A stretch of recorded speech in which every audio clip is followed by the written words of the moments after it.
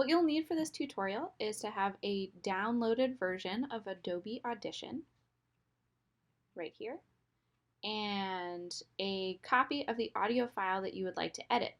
For this one, I have an audio file labeled Numbers Audition Practice, and it's a WAV file. So to begin, what I need to do is I need to open Adobe Audition, which is going to load right here. Once my Audition window opens, I can import the file I want to work with one of two different ways. I could come up here to File, Import, and then select it from my computer's media browser. Or, as I'm going to do right now, I can click and drag the file into the Audition window, and it instantly opens here. So now I'm looking at the audio WAV file. You can see right here, it's blue highlighted Numbers Audition Practice. We can even play it and listen to it right now. 8, 4, 2, 1, 5, 9, 3, 6, 7. So I have this file with a whole bunch of different numbers that are all playing, and it sounds like they're out of order. Also, there are a couple of little stumbles in there, right? So what I would like to do is I want to create a new audio session to edit and arrange these numbers in order. So in order to do that, there's two different functions of Adobe Audition that we're going to use. The blue highlighted function that I'm in right now is called the waveform editor, which is how I am able to edit just the raw audio file. You can see as I hover over the waveform, it also has a keyboard command, the number 9. We're going to be working with a couple of different Adobe Audition keyboard commands. So just to let you know, if you're not using a Mac computer like what I'm using right now, you can find your keyboard shortcuts here. We're going to open keyboard shortcuts. This pulls up a screen using all of your keyboard commands and explains what each of the different keys, the hotkeys, do. So for example, we've got the razor tool, which we'll use later, is the R key. Now let's say that I wanted to edit that, or you don't like the way that your keyboard commands are set up. This will be helpful later. But let's say that I want to make it a razor tool, the F key. I just highlight that key, and then when I come over here and click to create the kind of command that I want that key to be responsible for. I'm happy with the way that my keyboard commands are set up now, and I'll continue to go over them as we progress, but I'm going to leave this, so I'm going to click Cancel. If you need to find that again, you can just type into the Help keybar looking for keyboard shortcuts, or go into the Edit menu all the way down to the bottom. So back to working with our audio. Here I am in the waveform editor, remember keyboard shortcut 9, and what I need to do is I need to create a multi-track editing session. The keyboard shortcut to go to the multi-track session editor is 0, or you can click up here on the little title here that says multi-track. Now that I've clicked multi-track, it's going to ask me to create a new multi-track session. So I'm going to call this session Audition Practice. And I'm going to save it to the same place that my audio file is saved, which is right here on my desktop. The sample rate is going to stay at 44,100 Hertz, and the bit depth is going to stay at 16 bits. I prefer to work with mono files, which I can go over in more detail later, but for now, these settings are all fine. So now I've created a multi-track session. You can see that I'm in the multi-track editor because now this section is highlighted blue, and the waveform editor section is in white. There's multiple different tracks here that we're using. This gives you the opportunity to edit multiple types of audio at once and to sort of layer your sounds. For now, we're just going to stick with 1 or 2 tracks for editing. It's going to be a pretty simple mix. So now that I've got my Adobe Audition multi-track session open, I need to get the audio into my session to edit. If I look over here, I can see this little square image, which represents the same thing as the multi-track editor here. So I know I'm working with a multi-track session when it has this image next to it. By comparison, this little miniature audio file shape, that means that that's an audio folder, rather file, that I'm going to work with. So if I click on this file and highlight it, I can now click and drag it directly into my session. If I double click, it's going to bring me back to that waveform editor, which is not exactly what I want, but it's easy because I know how to get back to multitrack by clicking here. So now that I've got my file clicked in here, I've got my file loaded into my first track. And again, I can play, this time by using a keyboard command, the spacebar key. If I press the spacebar, 8, 4, that means that the playhead, which is what we call this blue figure with the little red line coming down, that is going to start moving and playing along my file. I can take the playhead and move it manually back to the beginning, or I can use these commands here to move to the beginning or end of the file. Either one works. So what I want to do next is I want to cut each of the different numbers out of this single file so that I can rearrange them. And to do that, I'm going to use a tool called the razor tool. To access the razor tool, I can come up here to this little image that looks like a razor blade. See, it says razor selected clips tool, and in parentheses it has R. That means that it's another keyboard shortcut command. So I can either click on this to create a razor blade, and now when I hover over my audio file, you can see that razor blade.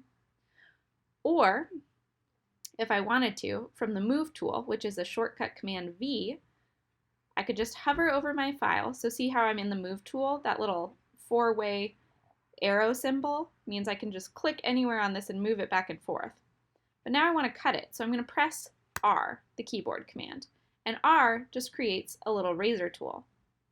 If I press R twice, it actually creates double razors, and as you can see from that blue line, it means it'll cut all the way across my tracks further down. I don't want to do that because I only have one audio file now, so I'm going to click R again until it just shows me that single razor tool. Now, anytime I click over the audio file where it's showing me that little razor, it's going to create a cut. So now I've created two slices from the same single piece of audio. Just looking at it, I know that the audio that I want are these little waveforms, and the silences are the spots in the middle that look like a flat line. So without even listening to it, I can know exactly where to cut. So I'm going to slice through here. And I vaguely remember from playing it earlier that this is a stutter. 9, 9. So maybe I don't want to keep that stutter. I want to have just the clean version of the word 9. So I'm going to cut this, and I'm going to move this to a different track for now, just so I don't get confused. All of the rest of these sounded like good, clean numbers to me. So I've decided to just go ahead and cut and make each little number its own movable file. Now here's an important thing. When you're working with the razor tool, you can do one of two things to move audio files. When you're hovering over the bulk of the audio file here, you can see that razor is showing, which means that anytime I click, it's going to cut. Maybe I didn't want to do that, so I'm going to Command Z to go backwards. But if I hover up here into the bar at the top where the number Audition Practice name hangs out, you can see that the symbol has changed to that 4-directional arrow, which means that if I click now, I can move from side to side. But again, if I click down here, it's going to cut my audio. So sometimes I don't like to have to mess with making sure that I've got my arrow over exactly the right part of the audio file, and I just want to go back to the move tool. To do that, I can press V, see it converts it to a move tool, or I can come up here and manually select the move tool. There's one other function on our tracks that I think will be important for now. We have these tools, the M, S, R. We're only going to work with the M and the S for now, which stand for mute and solo. So if I'm going to mute a track, I can press mute now. You can see everything grays out, and now if I were to play from this track, you can't hear any sound. Nothing's playing. By comparison, if I were to press the solo key, now the only thing that's going to play are all these green clips, and you can see that it's automatically grayed out audio on every other track. It's kind of hard to see because we're only using 2 tracks now, But if I put a third track in here, all of the tracks below this one that I've soloed are not going to be playing audio. That can be really nice for when you want to play just one version of the audio without moving all of your other tracks around. So for now, I'm going to keep this track on solo because I only want to hear the audio here, and I don't want to hear these mess ups right now. I guess by comparison, I could also just mute this track so that it's grayed out, but everything else would play. Why don't we leave it like that? Now I'm going to listen to my audio and decide what order I want the numbers to go in. 8, 4, 2. Okay, so I've got an 8, which is probably going to go towards the end, a 4, which I think I'll want towards the middle, and a 2, which will go towards the beginning. I'm sort of leaving spaces here for the way that I want to plug in the rest of my numbers. I'm also using more than one track. That's just nice for my organization. If, for example, I tried to move on top of existing tracks, you can see I can put this here, but I won't be able to see that I actually have a second piece of audio under it. And if I solo this track so that all I'm playing is just this one track, 2. you can't tell that I've double stacked some numbers there. It gets confusing over time, which is why I like to use more than one track. So I'm going to put my 2 back down here, leaving a space for the 1. And now I'm going to solo this track up top so I can continue listening for where I want the numbers to go. 1, 5.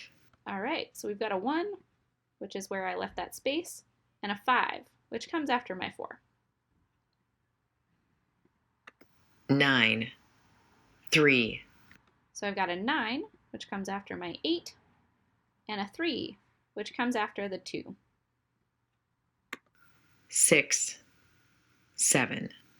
Great. Now remember, this is my 4 right here, the highlighted clip, 5, so I'm going to put 6 and 7 in this gap. Now you might notice this is already starting to happen, but when you overlap different audio files on the same track, it creates something called a auto fade. So I want to zoom in on that auto fade, and I can do a couple of different things. I can use the keyboard command plus, which is at the top of my keyboard. I keep clicking plus and it's going to bring me all the way in. Or up here, this little gray bar is also my zoom and scroll tool. So if I drag along the outside here, I can either zoom out or zoom in. I like to use the shortcut keyboard commands, but you can do whatever makes the most sense for you.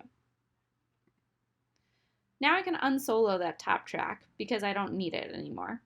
And it's something that I like to do when I know that I'm not going to be using audio, like this track, which has the stutter, which has been muted, I'll bring it all the way down to the bottom of my session.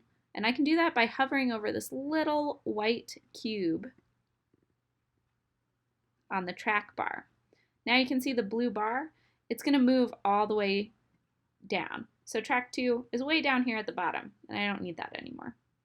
I can also move this track up so it's the top and most primary thing that I'm using.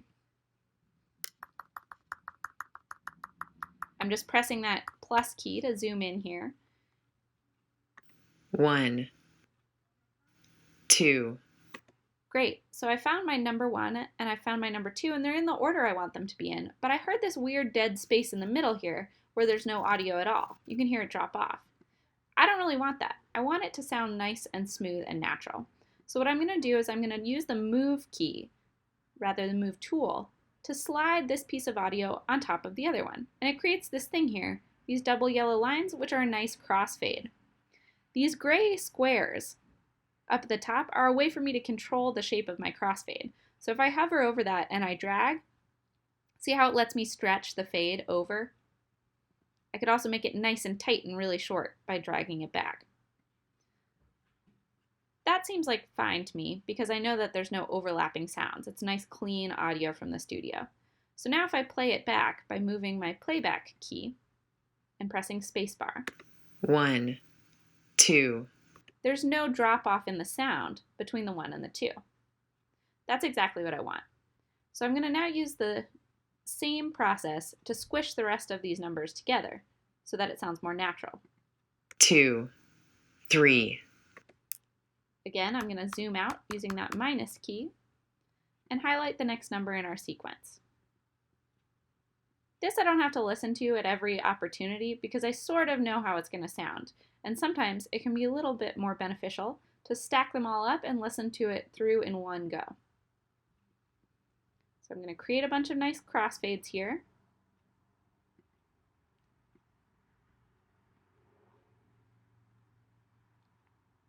And the way that I'm scrolling from side to side is simply by using my keyboard keypad, using the double fingers to scroll. Again, if you're not on a Mac, your keyboard commands might be slightly different, but you can always look it up in that editing menu. Now here's a cool shortcut. I've got my whole thing lined up and I want to be able to see the length of the total audio file. If I press the / key, which is the same as the question mark key on your keyboard, it's going to bring my zoom automatically to the full length of the piece. So now I can see from the very beginning to the very end, it's auto-zoomed for me exactly the size of the session that I need. So now if I go back to the beginning and play all the way through, I should have nice smooth transitions between each of the numbers.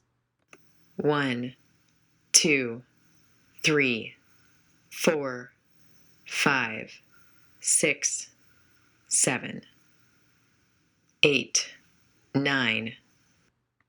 Great, so that sounded good. Maybe a bit of a long gap here in the beginning between the 8 and the 9. So I can make that shorter by doing this.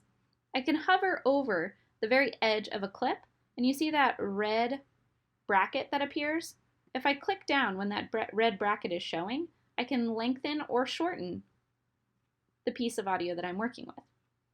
So if I shorten it a little bit like that, and then maybe elongate this tail, I can build a crossfade that has a shorter gap in the audio. It might sound a little bit more natural when we listen back. 7, 8, 9. Yeah, that sounds good. So I feel happy with the mix that I've created. I'm going to now go up and I'm going to press File, Save. You can also do a keyboard shortcut command while you're working to help keep things saving. You can press Command and S. It's good practice because Adobe Audition, despite being a wonderful editing tool, does occasionally crash. So if you can be getting in the habit of pressing Command S to save like that, it's going to make your work a lot easier. Now that I've created my file, it's only time for me to export it. So I can go up here to File, Create Export, and I'm going to mix down my multi-track session. There's a couple of ways for me to do this. I can mix down the entire session, which I know will work because I've muted this sound that I don't want to happen, or I can create something called a time selection. So right now what I've done is I've just clicked out here in the gray using the Move tool while I'm on that Move tool, and it creates a lasso, this little dotted line here.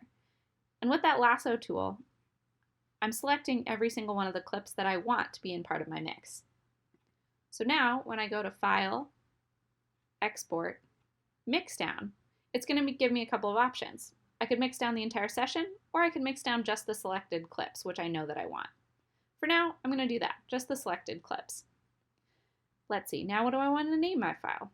I've got the Adobe Audition Practice, which is the name of the mix down that I created, and maybe this is just going to be my first version of this mix, so I'm going to call it Mix 1. I'll make sure that it saves to the same place as everything else, which right now is the desktop, and I'm going to save it as a WAV file, which is a higher quality audio file than MP3. It's less compressed, which we can get into later.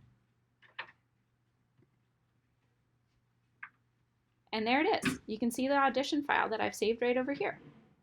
Mix 1. Great, well I hope that that was a great introduction to Adobe Audition, and we'll go over more of these commands in your class.